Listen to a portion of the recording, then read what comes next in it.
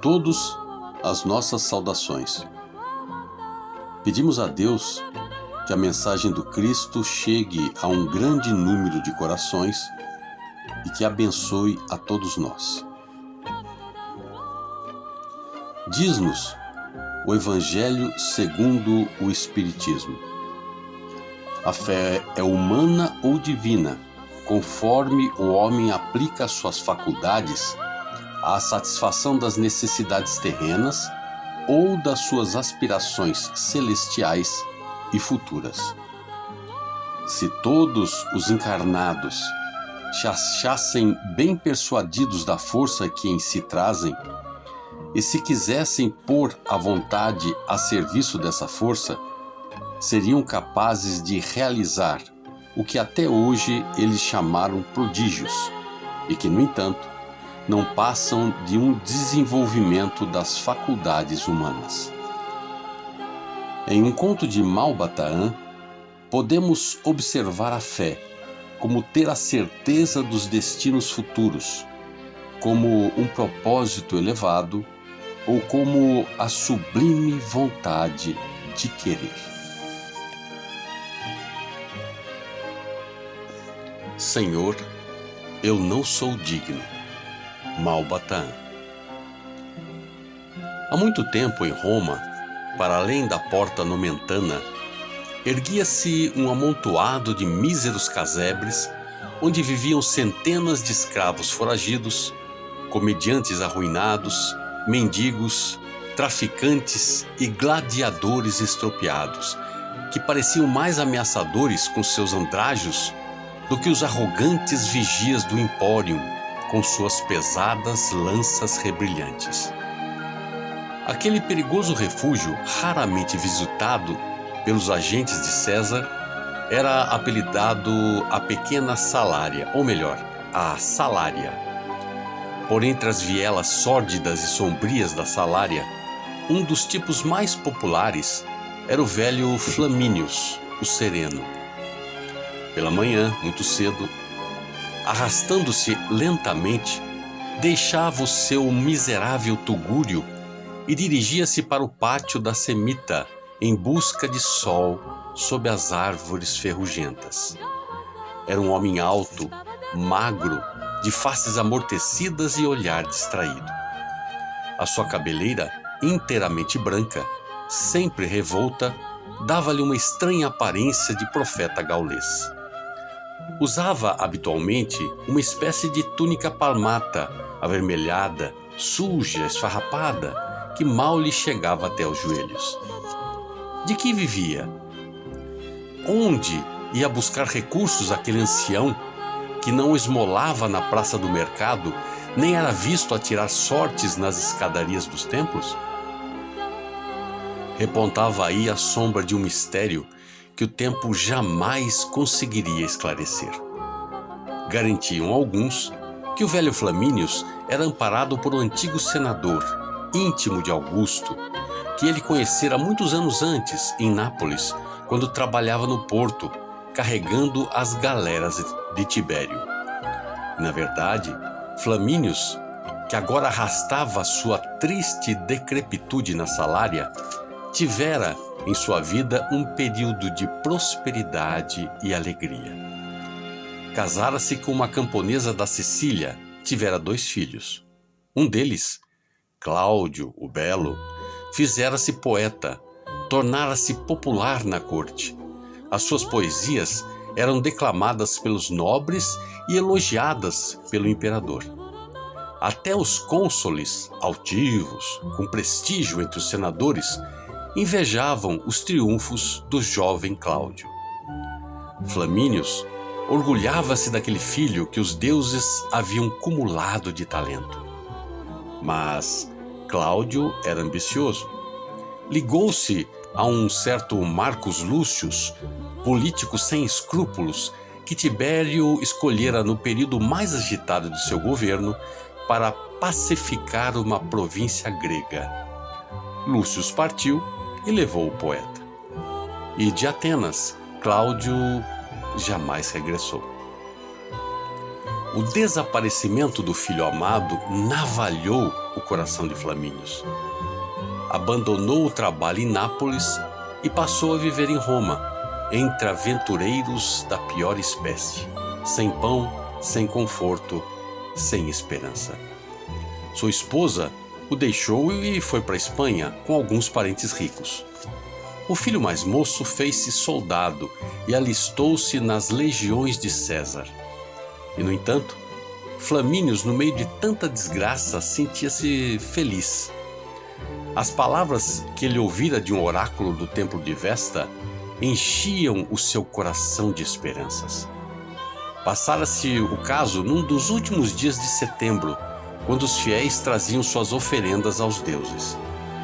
Cruzava Flamínios o átrio do templo quando ouviu que o chamavam. Era um dos oráculos. Trajava uma túnica branca muito alva, vistosamente recamada de franjas. Na manga direita, que se abria em leque, aparecia desenhada uma figura estranha, dragão, esfinge, serpente ou coisa parecida. Não te lembras de mim, Flamínios? O ancião aproximou desconfiado. Surpreendia-o, além do mais, o tom amistoso daquele profeta de olhos mortiços e rosto pálido. Quero recordar-te, prosseguiu o oráculo, olhando fito no velho. Há vários anos passados, reinava o divino Augusto, em Nápoles, certa noite, socorreste um viajante que fora assaltado no porto.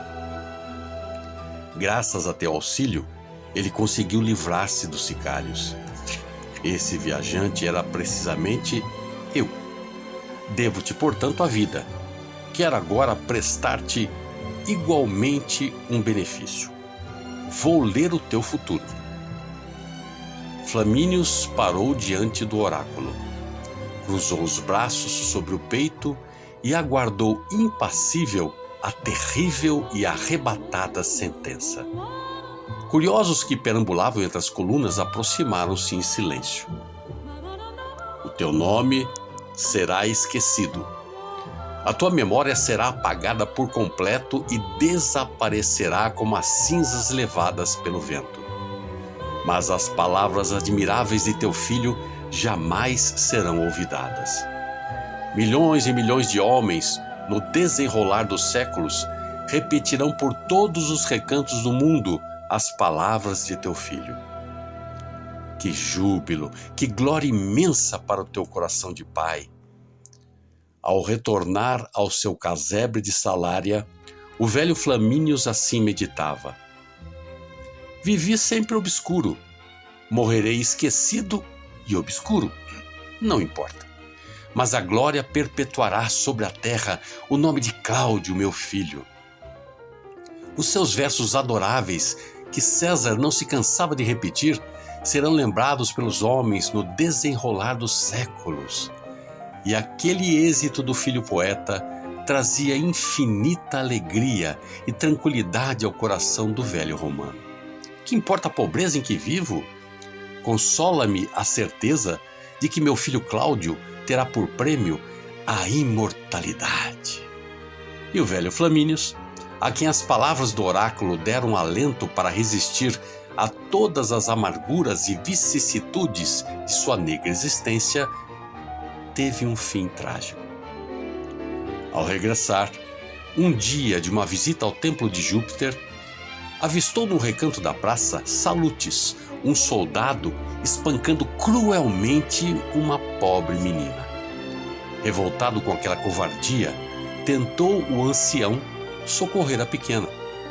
O agressor, irritado com a intervenção daquele desconhecido, não hesitou em atravessá-lo com uma punhalada. Flamínios pereceu heroicamente. E no dia seguinte, um mendigo sem rumo no seu andar bamboleante avistou casualmente a miserável mansarda em completo abandono na Salária. Apoderou-se dela, atirou para ali seus trapos sem indagar do destino que levava o primitivo dono. E assim, como previa o oráculo, como a cinza que o vento espalha, apagou-se entre os homens a lembrança daquele que fora em vida Flamínios, o sereno.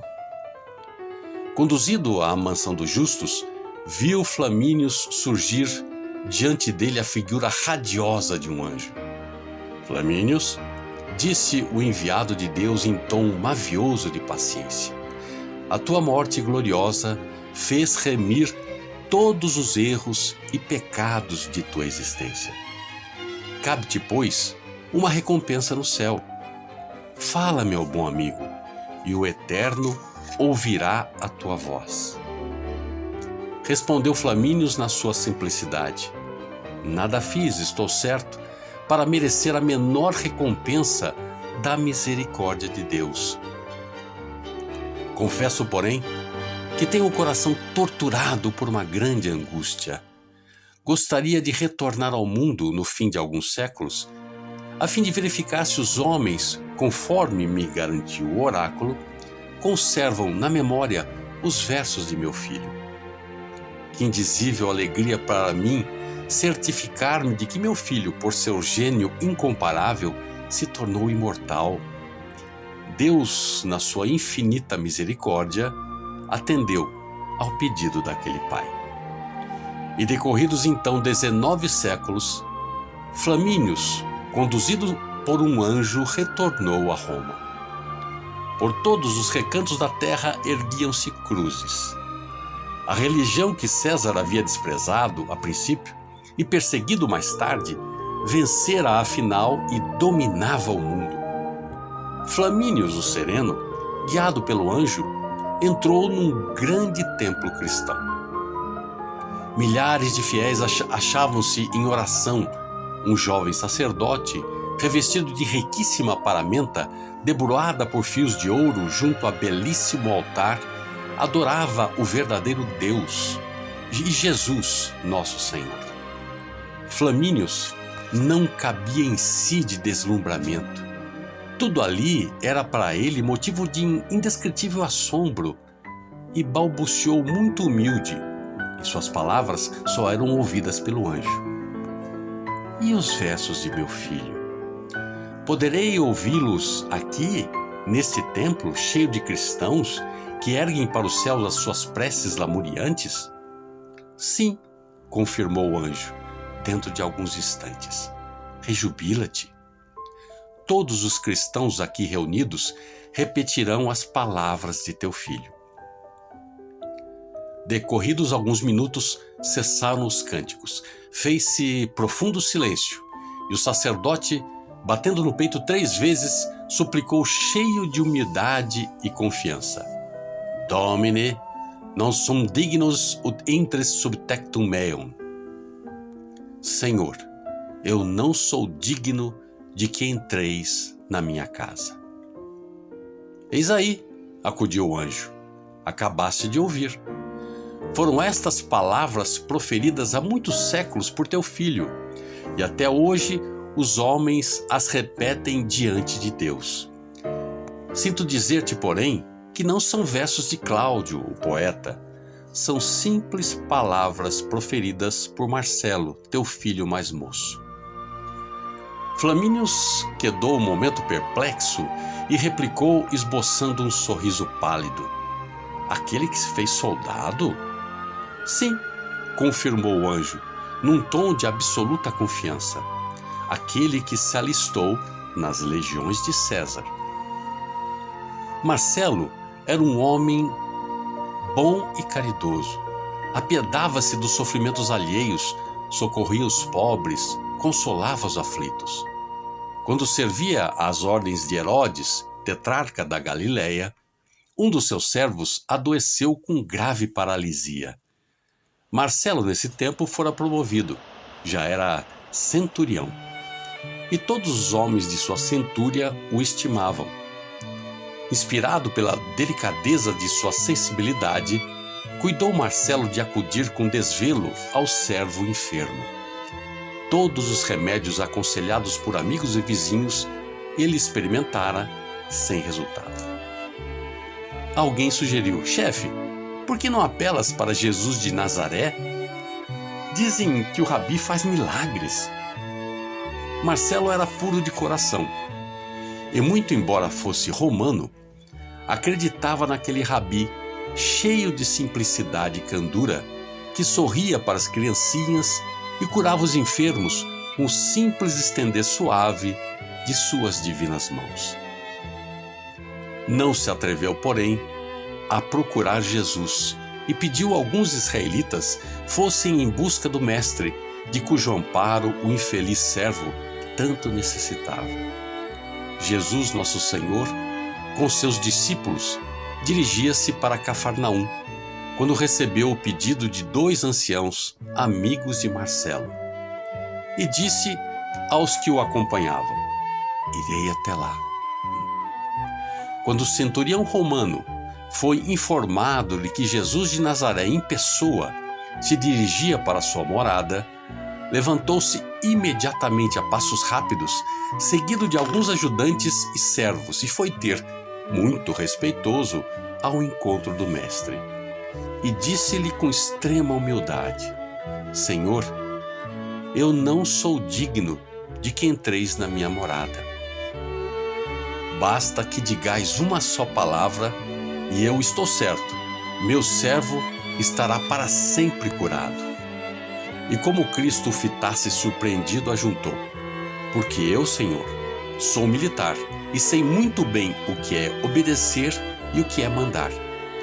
Estou sujeito à autoridade de meus chefes e tenho soldados às minhas ordens. Digo a um: vai, e ele segue o rumo que indiquei. Digo a outro: vem cá, e ele se aproxima de mim. Basta, pois, Senhor, uma só palavra vossa, e meu servo será salvo. Ouvindo isso, Jesus se admirou e, voltando-se para o povo que o seguia, disse: em verdade vos digo que nem em Israel achei tão grande fé. E disse ao bom centurião: vai e faça-se como tu crês. E naquela mesma hora ficou curado o servo. Que restam dos versos famosos de Cláudio, o festejado poeta? Não. Os homens não se lembram mais das odes admiráveis que César elogiava e que os comediantes mais ilustres declamavam nos festins romanos.